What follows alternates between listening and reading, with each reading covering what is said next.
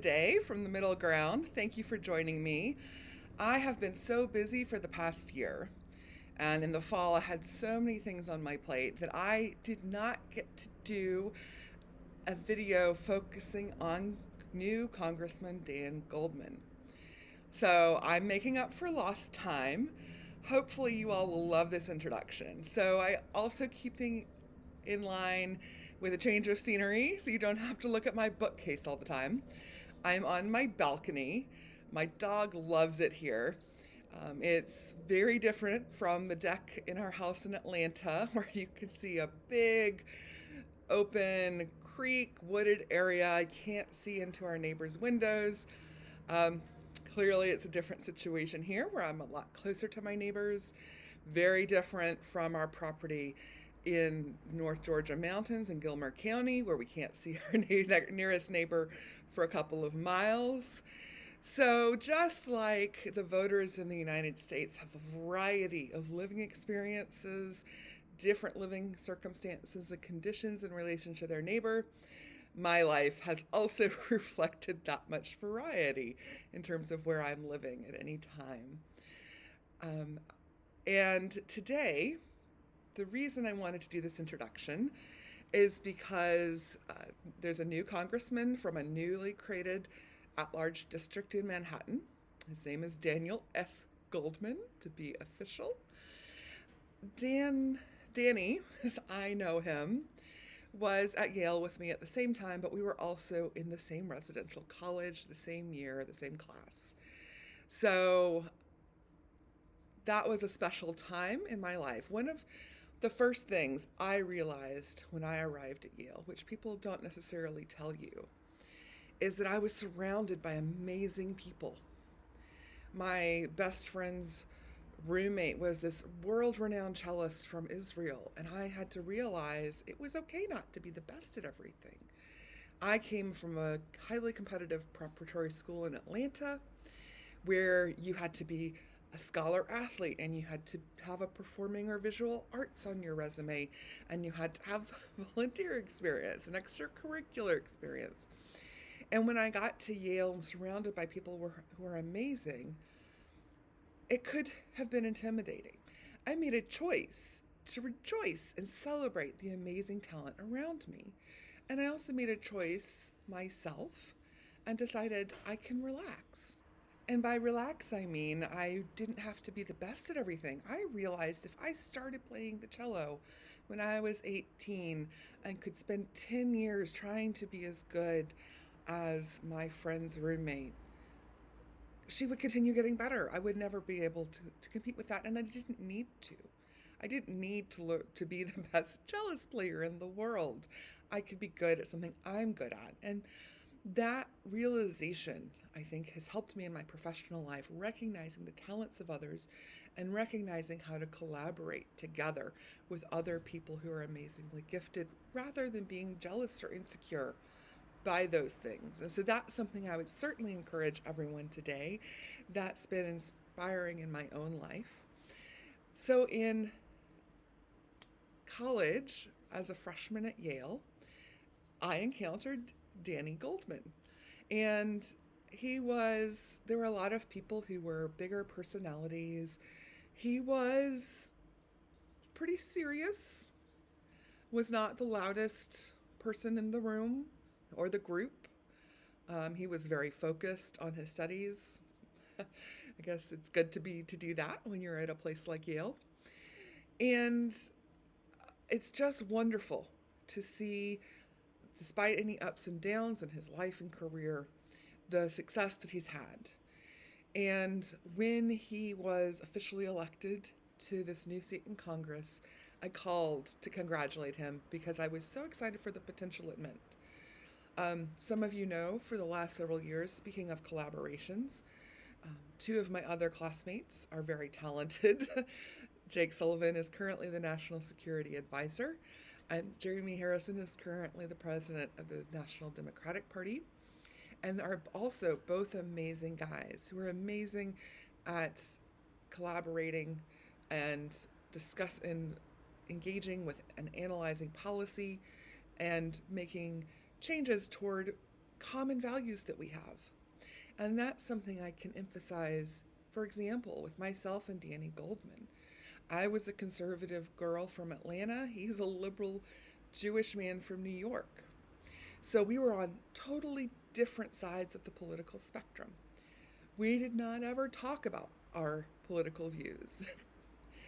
But I'm still celebrating his election to Congress. He has most recently been a federal prosecutor. So he knows the system, and that's a big issue I have with some Democrats, is they try to make up how the system works and be ideological about, well, we want this to happen, and why can't people just happen, instead of working through the system about making the gears turn to get those results. Danny is not one of those people. He knows how the system works. He and I may differ on our liberal views versus a more moderate view on my side, but I can appreciate the talent he brings to the table in a time like this. I know that he's going to be aggressive, and he's going to be a bulldog, and he's going to be focused. And we have a lot of chaos going on in the political spectrum right now. I think a lot of us can agree it's been frustrating to watch. So he's very no nonsense, no holds barred. And that's who I want in Congress. As some of you know, I was discussing precursors to any run for Congress, but I was approached and asked if I would run for Congress in the Georgia 14th District against Marjorie Taylor Greene, because I feel she does not represent at all what voters in Georgia need or deserve in terms of who represents them in Congress, in the government. And sadly, that door has closed. I've covered this in my Georgia video, but many of you may know how my frustrations with her, how incompetent she is, how uneducated, uninformed she is. She's the opposite spectrum of Danny Goldman, who knows how things work.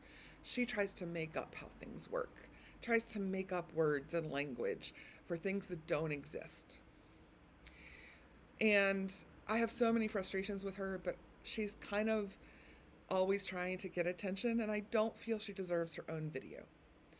However, I'm super pleased that the job that Danny Goldman is doing, listening to my frustrations as a Georgia voter with this person in Congress. None of the Republican leadership is keeping her in check. She's flaunting her incompetence and uneducation and ignorance everywhere. No Republican leaders are telling her to step down, back down, get out of the conversation if you have nothing concrete, nothing constructive to contribute. And she really doesn't. It's really cringeworthy to watch for me as a Georgia voter, as a member of the community that she's representing. So even though Danny Goldman and I are on different sides of the political spectrum, he can hear my frustration with my representative in Georgia that I would have run against if the opportunity and doors had opened for me to do that. And he is doing a brilliant job. He is a shark, and that's who I want on the team. And I want him absolutely with laser focus in the government, identifying the issues in this chaos-driven, particularly on the Republican side, discussion. We need more, as I said, since 2020. I think I'm not the one who coined it, but I love the phrase, competence is the new sexy. So Danny is in Congress. He's going to bring sexy back. If you're a moderate, here's a reason you might enjoy supporting Danny Goldman in Congress in his political career. I was incredibly surprised, and it just really made me think some things that progressives in Manhattan were against him. They don't want somebody who knows the system, who can be laser focused and like a shark and go after the people who are causing problems in government. And I thought that's really tragic. that because he doesn't buy into whatever extreme ideology they want, hook, line, and sinker, they want to try to get in his way, stand against him, instead of fully supporting his contributions to the team in Congress to start to nail some of this to the wall.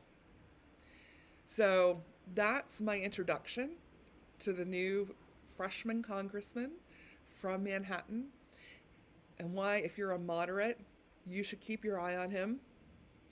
Definitely, get things on his radar that moderates are concerned about, against extremists, against chaos makers. He's like, he's when you want a bulldog, when you want somebody who's going to be relentless on your team, that's what you need. And I'm so thrilled for my classmate joining the fight. So thank you. I hope you've enjoyed this introduction. Send support to this freshman congressman. Let him know if he does and says things that you think are on point. Keep it up. Keep up the good fight. Until next time.